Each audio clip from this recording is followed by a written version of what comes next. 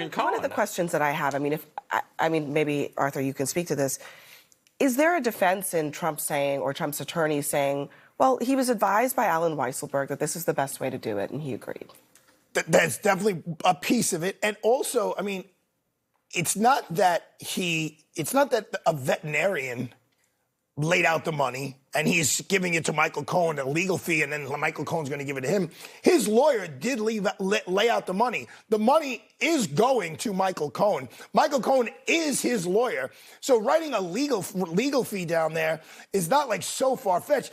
If I'm doing the closing argument, I would say, ladies and gentlemen of the jury, do you think when Donald Trump had constructions done on one of his buildings and he wrote a check to the construction firm, do you think he broke it down? Well, this much was for concrete and this much was for rebar and this much was for window? Or did you just say, here's the big check. You deal with it from there. Here, Michael Cohen, here's the big check. If some of it is money that you earn, it's yours. If some of it's money you laid out, it's yours. But in my mind, it all goes under legal fees. And the prosecution has a different summation, right? And that's why they have book excerpts to talk about how meticulously he managed his money, how he would say, he even had Ms. Westerhouse saying, look, he would look at the things, he would void out other aspects of it. He knew where his money was going. He was telling Michael Cohen to pay 20 cents on the dollar. Exactly. He was telling him to renegotiate. Part of the testimony today was about Michael Cohen's job being to renegotiate invoices that he didn't like. That was a big part of his job.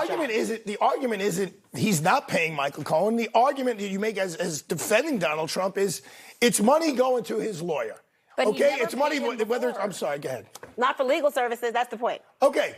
But and I think you could argue to a jury that this is minutia and it is a political hit job on this guy because that guy sitting in the front row, Alvin Bragg, who's not sitting in a murder trial right now, who's not sitting in a robbery trial right now, he's sitting here because he doesn't want him to be president of the United States. It's called selective prosecutions, ladies and gentlemen of the jury, and your justice in this courtroom and justice dictates that you walk him right out. Well, let me raise it with my Sorry. Well, I'll raise it with this tomato. Hold on a second. I got to go trial attorney with you in this. Because I would then say, thinking about sitting in different rooms, ladies and gentlemen of the jury, the President of the United States was in the Oval Office, not managing the free world. He wasn't talking about diplomacy. He wasn't talking about congressional action. He was thinking about writing checks to Michael Cohen because of Stormy Daniels. So if you want to talk about the rooms that we're in and why we're there and how long we stay there, are you telling me that the person who is now the President of the United States was doing this? He was also concerned about Karen McDougal. You're right.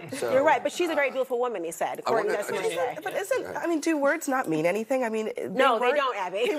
They weren't legal services. That's a fact. But it's going to his lawyer. It's money going. Look, I know we're going to make a big deal that he watched every penny. I get that part. I think that's been proven beyond a reasonable doubt. I don't think they've proven beyond a reasonable doubt that he is involved without how it gets written down in ledger books or how it goes down to his accountant. That's clearly Alan Weisselberg. What level of detail matters? Well, what you're leaving out, Arthur, understandably, because you're making the case for the defense, is this is not an ordinary legal fee because, as Donald Trump knows, this lawyer laid out $130,000 of his own money. That he hid from his wife, by the way. For the campaign. Right. Well, that's what he did well today. Campaign. That's what he did well today. I think he made it clear that this had, if you believe his testimony, that had nothing to do with Melania. This had nothing to do with his family. This had everything to do with the campaign, and that's an essential. That was one of the most brutal moments of Michael Cohen's testimony. It was incredible. I think Berman has the transcript of. Well, no, you have the transcript of the locker room talk. I have both.